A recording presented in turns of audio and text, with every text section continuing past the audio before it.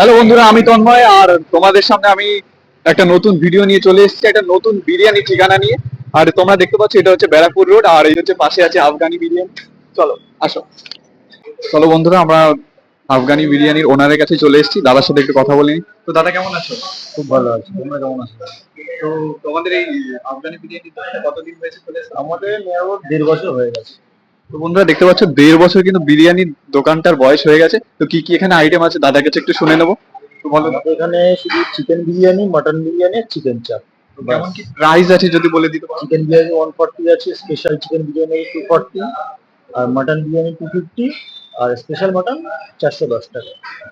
Special mutton সেটা 410, মানে ওখানে মাটনের পিস মানে কি? আমাদের মোটামুটি 180 থেকে 200 গ্রামের মধ্যে থাকে। আচ্ছা আচ্ছা, তো ভালোই, বেশ বড়ই আছে পিস। তো যতদিন ধরো দোকান খুলেছে মানে কাস্টমারের কেমন দেখতে পাচ্ছ, মানে কাস্টমার কেমন আসে? কাস্টমারের এটা ভালো বলে আমাদের একটা আউটলেট খুলতে চলেছে বারাসাতে নেক্সট মান্থ। বারাসাতে আর একটা আউটলেট আমাদের ওপেন হচ্ছে। কাস্টমার রেসপন্সটা ভালো বলেই আমরা করতে পারছি। তোমরা দাদার কাছে শুনে নিলে যে কাস্টমার কিন্তু এখানে বেশ ভালোই আসে। তো কিভাবে তোমরা এখানে আসতে পারবে, এই লোকেশনে আসতে হবে চলো।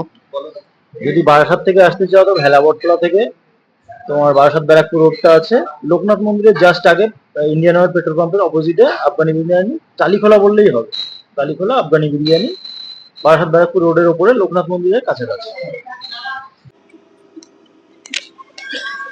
তো বন্ধুরা, এই সাইডে দেখতে পাচ্ছ ইন্ডিয়ান অয়েলের পেট্রোল পাম্প, আর তার ঠিক উল্টো সাইডে আছে আমাদের আফগানি বিরিয়ানি।